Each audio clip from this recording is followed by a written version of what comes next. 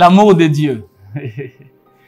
Un sujet passionnant de la parole de Dieu, l'amour de Dieu.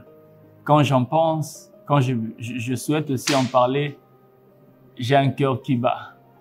J'ai des frissons dans mon esprit parce que c'est immense l'amour de Dieu.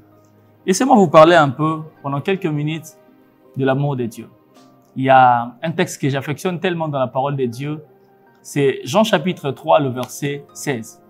La Bible dit, « Car Dieu a tant aimé le monde qu'il a donné son Fils unique, afin que quiconque croit en lui ne périsse point, mais qu'il ait la vie éternelle. » Je me suis toujours posé plusieurs questions en réfléchissant sur ces textes, mais il y a une première chose qui me touche en réfléchissant sur ces textes, et que la Bible dit Dieu aime tant le monde. Le mot monde veut dire cosmos en grec, c'est-à-dire quelque chose qui est, le monde ce n'est pas un territoire, le mot monde ce n'est pas un espace géographique, c'est d'abord un système de pensée qui est contraire à la volonté de Dieu.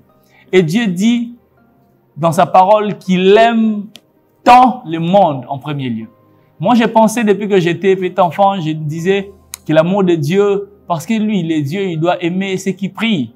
Il doit aimer ceux qui viennent à l'église. Il doit aimer ceux qui sont à Manguengue. Il doit aimer ceux qui se sont consacrés à eux. Mais j'ai été bousculé d'emblée en lisant ces textes, en voyant que Dieu a beaucoup d'amour pour ceux qui sont loin de lui. L'amour de Dieu n'est pas pour seulement nous qui sommes chrétiens. L'amour de Dieu n'est pas seulement pour les gens qui prient. L'amour de Dieu n'est pas seulement pour ceux-là qui sont dans le ministère, mais l'amour de Dieu est aussi réservé pour le monde. Et dans ces textes que j'aime, il y a deux choses. Il y a, d'une autre part, il y a l'amour de Dieu et les résultats de ce que Dieu a fait par son amour.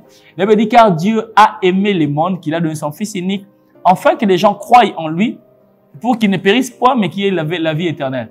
J'aime ça. Il veut dire que Dieu a aimé. L'amour de Dieu, c'est dans le passé. Mais quand il dit la conséquence de la foi c'est dans le présent. Il dit pour que les gens croient. Mais Dieu a aimé pour que les gens croient. L'amour, c'est dans le passé. Et puis la foi, c'est dans le présent. J'étais en train de réfléchir en me disant pourquoi Dieu a placé l'amour dans le passé. Pourquoi la foi serait-il dans le présent? Parce qu'en voyant la ligne du temps qui est composée du passé, du présent et puis du futur, j'ai compris que le futur peut être influencé par le présent. Le présent, c'est le quotidien. Mais le futur, c'est ce qui arrivera demain. J'ai compris que mon futur peut être bouleversé par le choix de mon présent. Mon présent a un grand ascendant sur mon futur.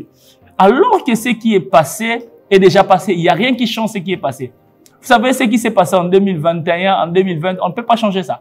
Si quelqu'un est mort, et cela devient le passé, on ne peut pas changer. Même si dans le présent, on en parle, on réfléchit, mais on ne peut pas changer car c'est dans le passé. Et Dieu avait compris que si je mets l'amour dans le présent, l'amour supportera le combat. Parce que vous remarquerez dans la vie, voire même l'apôtre Paul a dit, il n'a pas parlé du combat de l'amour, il a dit le combat de la foi. C'est la foi qui est dans le présent qui subit le combat. Mais l'amour ne peut pas subir des combats, ni des variations, parce que c'est dans le passé. C'est-à-dire c'est quelque chose dont l'histoire est déjà finie. Dieu nous a aimés dans le passé, c'est-à-dire rien ne peut changer. C'est pourquoi même l'apôtre Paul allait loin pour dire rien ne me séparera de l'amour de Dieu qui est manifesté en Jésus-Christ. J'ai une bonne nouvelle pour quelqu'un qui pense de l'amour de Dieu. Premièrement, Dieu aime même le monde, mais l'amour de Dieu n'est pas quotidien. L'amour de Dieu est passif. L'amour de Dieu est dans le passé. Et Dieu aime tout le monde.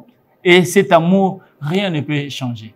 Peu importe ce que nous faisons, peu importe les œuvres que nous sommes en train d'exécuter, peu importe notre manière de faire, peu importe notre manière de vivre, une bonne chose, rien ne peut nous séparer de l'amour de Dieu. Alléluia. Rien ne peut nous séparer du cœur de Dieu. Rien du tout ne peut te séparer de l'amour de Dieu. Une bonne chose, Dieu t'aime.